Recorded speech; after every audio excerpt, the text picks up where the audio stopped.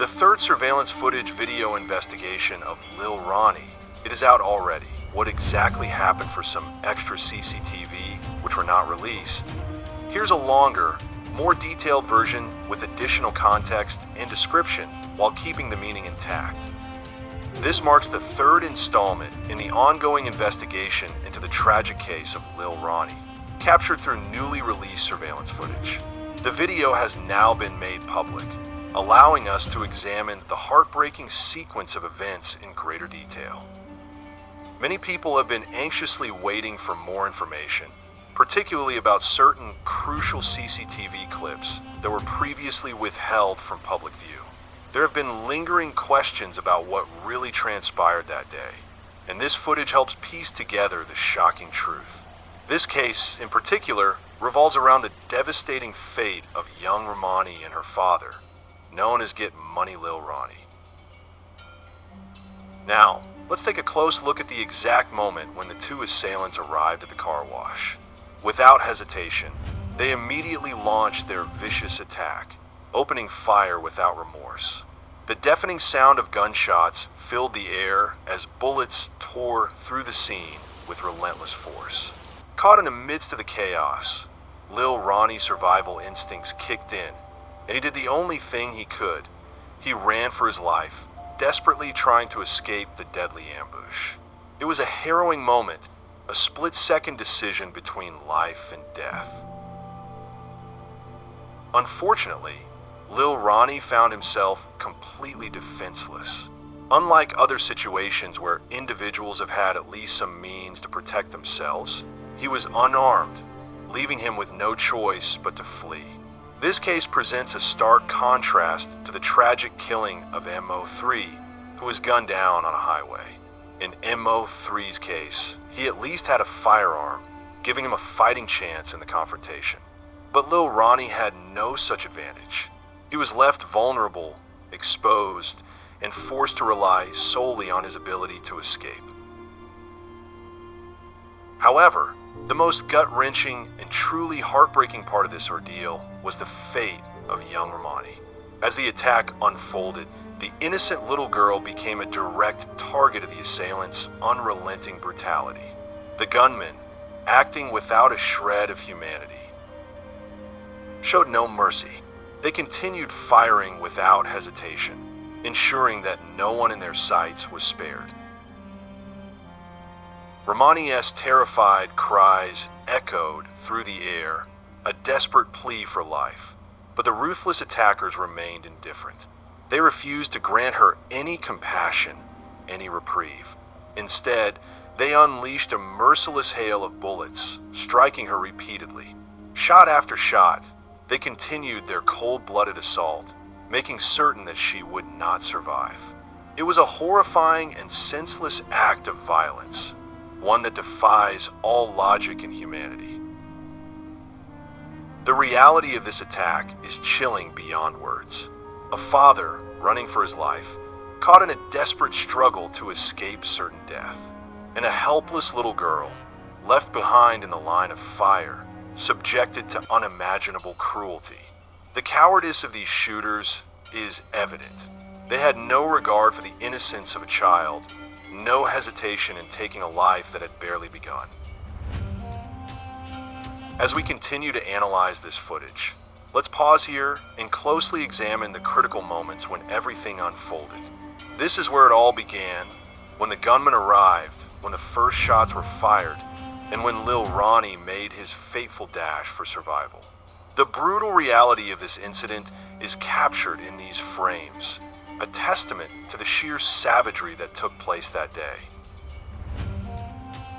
Let's take a moment to break this down and understand the horrifying events that transpired in those crucial seconds.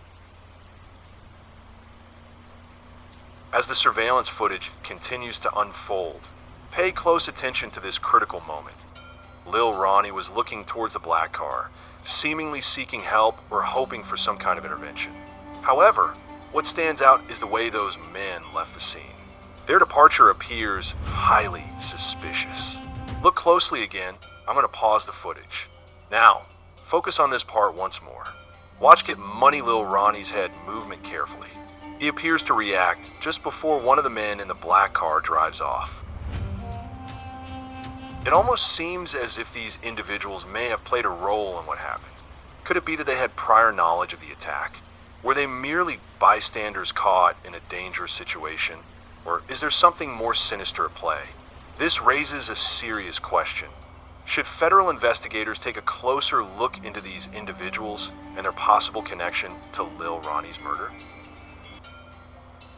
There's speculation that these men in the black car may have been involved in dropping Get Money Lil Ronnie's location to the shooters. Could they have been informants who unknowingly or knowingly assisted in setting him up? Or should we give them the benefit of the doubt and assume they were simply trying to escape the chaos? Innocent bystanders who had nothing to do with the brutal double homicide of Lil Ronnie and his precious little daughter, Ronnie? What do you all think? Drop your thoughts in the comments. Do you believe these men were just unfortunate witnesses caught in the middle of a deadly ambush? Or do you think there's a deeper connection, possibly a coordinated setup? Their actions raise valid concerns, and the way they fled right after the gunman arrived is highly questionable. The federal authorities will need to dig deeper into this case. Investigators will likely have to analyze phone records, including any communication logs tied to Adonis Robinson and Jacoby Russell. If phone chats are retrieved, they could provide shocking revelations about who might have leaked Lil Ronnie's location. The killers didn't just stumble upon him at the car wash by chance. It's evident that someone with inside knowledge directed them to that exact spot at the exact time. This is just my initial breakdown based on this newly released. Details weren't as clear before is that the first two surveillance videos were released at different times, making it difficult to piece together a full timeline. Now, with this third video, we're getting a clearer picture, but there are still lingering questions, especially about the getaway driver. Many people are still speculating about a woman's possible involvement. Because of the way this footage is broken up, we can't accurately estimate the exact time gap between key moments in the crime. Were the suspects following Lil Ronnie for a while before he arrived at the car wash? Or was there a significant time difference between when he arrived and when the shooters showed up? One thing is certain. There is no way those gunmen just happened to know Lil Ronnie's exact location by coincidence. The car wash wasn't a place that would have just randomly come across him. It was too far out for that to be a possibility. Someone had to have been there, physically present at the car wash, relaying information to the killers. Whoever dropped that location didn't just give the shooters an address. They provided precise details, likely including the type of car Ronnie was in, his exact position, and possibly even real-time updates on his movements. This raises even more pressing questions. Who was watching him? Who was feeding the killers this crucial information? And most importantly, why? Based on my breakdown of this footage, it doesn't seem like the shooters were actively following Lil Ronnie before the attack. If they had been trailing him the whole time, like we saw in the F00tage incident, there would have been a clear pursuit leading up to the moment of the ambush. But in this case, the killers didn't appear to be tailing him from one location to another. Instead, what stands out is how they position themselves. They were already parked at the street corner, waiting, and then suddenly rushed toward Get Money Lil Ronnie and his daughter, Lil Girl Ronnie. This suggests one thing. These shooters knew exactly where to find their target. This wasn't a random act of violence or an unplanned hit. They weren't out scouting the streets, hoping to catch Lil Ronnie off guard. No, this was a setup. Somebody tipped them off. Someone provided real-time information, pinpointing Lil Ronnie's exact location at the car wash, allowing the killers to move in with precision. You know what? I got you. In this footage clip, I will break it down step by step, analyzing everything from the moment the killers pulled up from the street corner to the tragic moment when Lil Ronnie was gunned down. Every movement, every detail, every clue, I'll lay it all out. Now let's talk about the individuals at the car wash, the men in the black cars. According to federal sources, these individuals will also be investigated. Their actions, or lack thereof, raise serious concerns. The feds take their time building airtight cases, sometimes taking years before making an arrest. We've seen this before. Look at how llers's alleged involvement in F00tage's murder played out. It wasn't until much later that details surfaced about Keywan White being hired to carry out the hit, gunning down F00tage on a highway with a Draco. And now, here we are again, witnessing another ruthless and senseless act of violence. But this time, the killers didn't just go after their main target. They had no hesitation in taking the life of an innocent little girl. These cowards carried one of the deadliest firearms, a Draco, and used it to commit an unforgivable act. For those who don't know, Dracos are a specific type of firearm that fall under the category of chapa, a term often used to describe high-powered, intermediate caliber pistols, such as AR pistols or AK pistols. These weapons are far more lethal than standard handguns, packing significantly more firepower. This is why they're so commonly used by gang members and criminals who want maximum damage in a short amount of time. Now, let's look carefully at this moment in the footage. Watch Lil Ronnie's body language. See how he looks over? That moment is critical. He wasn't just glancing around for no reason. It's as if he was hoping to make eye contact with someone. Perhaps even those men in the black cars. Maybe, just maybe, he was signaling for help. Maybe he thought they could step in and do something, even if just to protect the little girl. But here's the heartbreaking part. Those guys saw everything. They witnessed the entire ambush. They saw Lil Girl Romani being shot, and yet they did nothing. No attempt to intervene, no effort to assist, not even a moment of hesitation to help an innocent child caught in the crossfire. They simply stood by and then drove off, leaving behind nothing but unanswered questions. Could they have been involved in some way? Could they have had prior knowledge of what was about to happen? Or were they just trying to get away from the danger, fearing for their own lives? These are the questions that need answers. One thing is for certain, this was no coincidence. Someone was at that car wash. Someone knew exactly where Lil Ronnie would be. And someone made sure the killers had the information they needed to execute their plan. Alright, take a look at these two black cars. They both left at the exact same time, which is no coincidence. They abandoned Lil, Ronnie's daughter, while she was fighting for her life. Let's be real here. Those drivers are nothing but cowards. And here's something else to consider. Adonis Robinson, who was involved, has already been touched and beaten while locked up. These two black cars were definitely working together.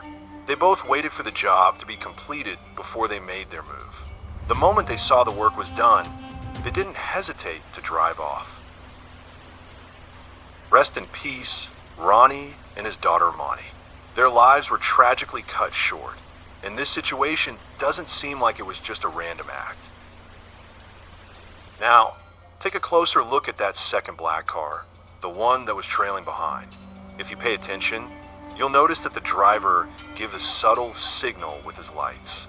This isn't something that happens by chance, and it's worth examining again. Also, it's highly likely that someone tipped off the shooters. It seems as though they knew exactly where Lil Ronnie was going to be, specifically at the car wash. That level of coordination doesn't just come out of nowhere. I strongly believe all of the phone records need to be pulled to track any communications leading up to the incident. So what do you all think?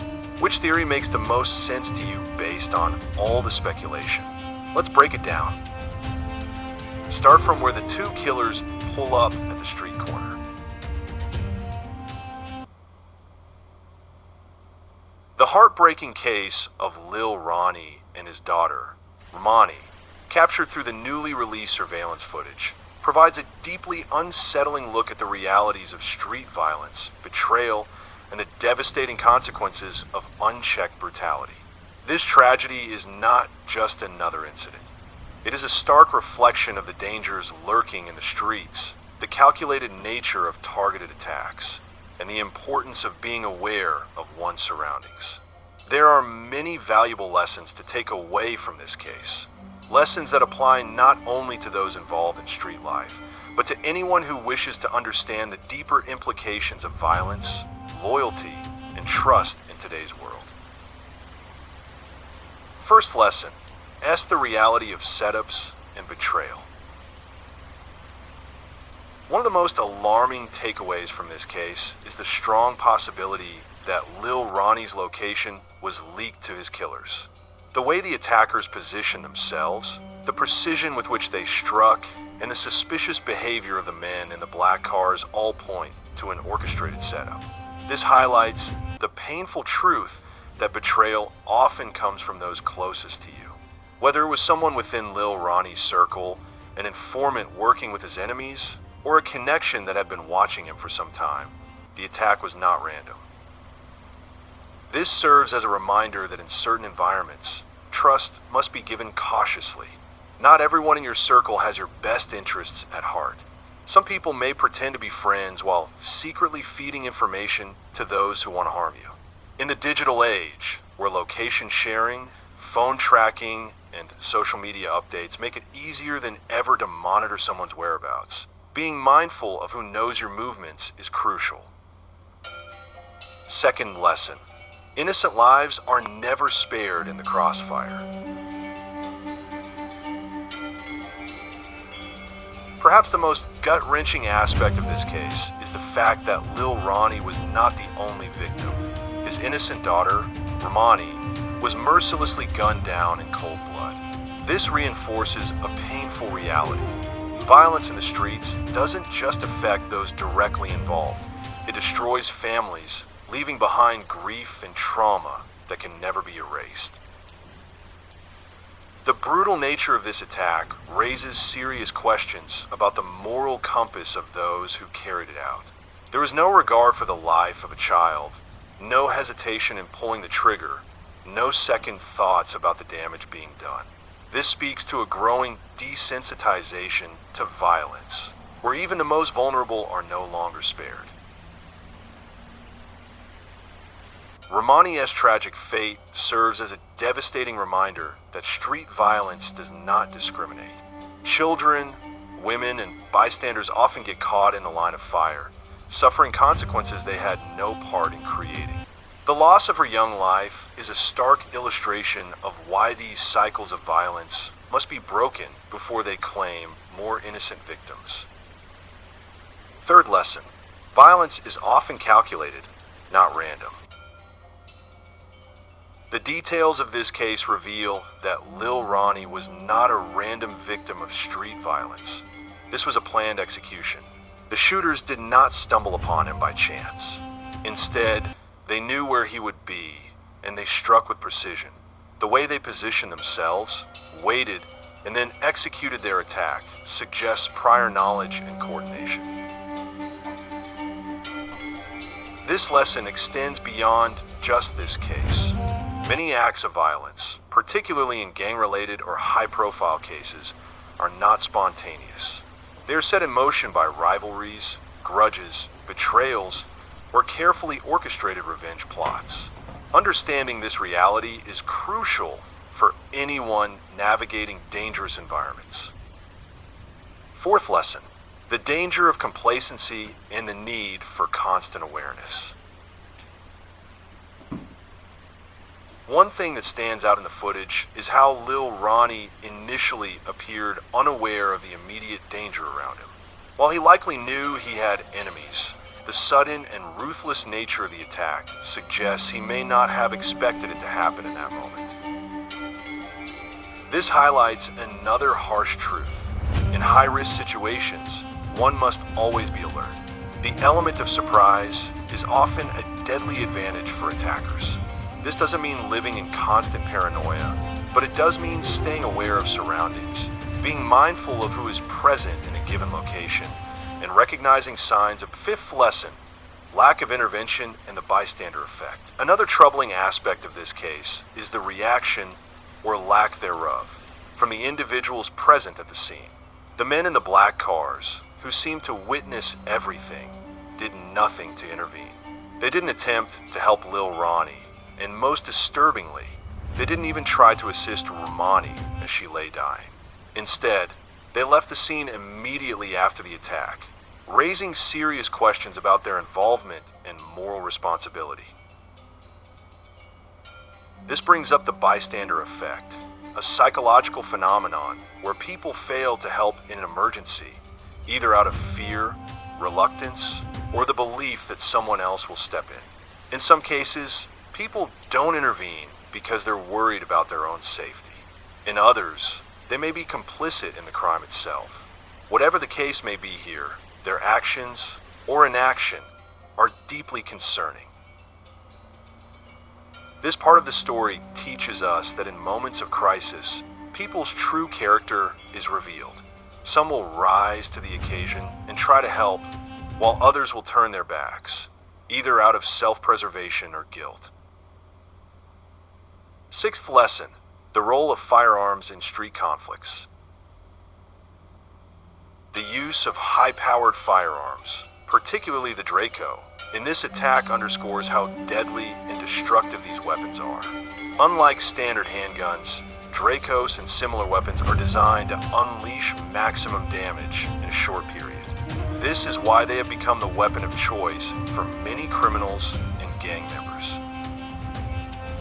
The presence of these types of weapons in urban conflicts significantly increases the fatality rate. Instead of confrontations leading to injuries or warnings, they often result in immediate death, leaving no room for second chances. This highlights the urgent need for better gun control measures, stricter regulations on firearm access, and more community-driven efforts to curb gun violence. Without addressing this issue, more lives will continue to be lost in senseless shootings. 7th lesson, the long road to justice and law enforcement strategy. History has shown that law enforcement agencies take their time building cases before making arrests, especially in high-profile murders. The F00tage case is a perfect example. Details didn't emerge until much later, when investigators had gathered enough evidence. The same may happen here. This means that while justice may seem slow, it is often methodical. Investigators will likely analyze phone records, surveillance footage, and potential informants before making any arrests. This is a crucial lesson. Even when justice seems delayed, it doesn't mean the case is forgotten.